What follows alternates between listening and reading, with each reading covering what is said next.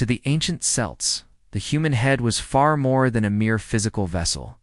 It was the sacred dwelling of the soul itself. Warriors who triumphed over formidable adversaries often severed the heads of their fallen foes, claiming not just a grisly trophy, but the very essence of their vanquished enemy. These macabre prizes were more than symbols of victory. They were conduits of power, protection, and spiritual significance. Celtic warriors, their faces painted with woad and their spirits aflame with battle fury, would mount these captured heads in places of prominence. Some adorned their fierce war horses with the grim trophies, while others placed them above doorways or in sacred groves.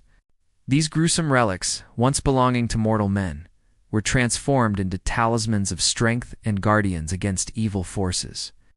Roman chroniclers, both fascinated and horrified by Celtic customs, recorded accounts of chieftains proudly displaying enemy heads during grand feasts.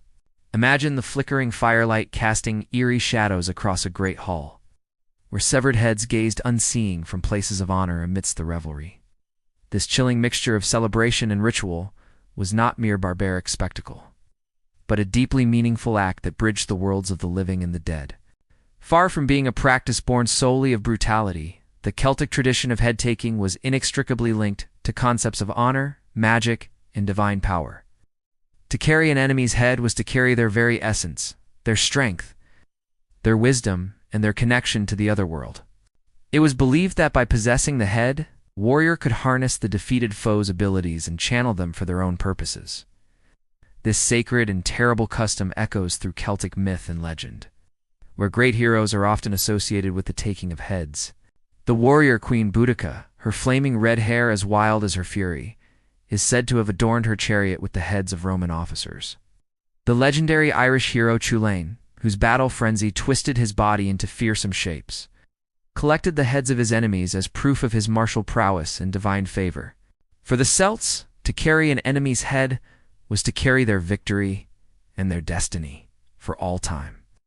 It was a practice that embodied the raw, primal nature of their warrior culture, yet also spoke to deep spiritual beliefs about the nature of the soul and the power of the human spirit. As we look back on these ancient practices, we're left to wonder, were these acts of savagery, or were they sacred rites that we in our modern world can scarcely comprehend? The line between brutality and reverence, between horror and honor, blurs in the mists of Celtic history.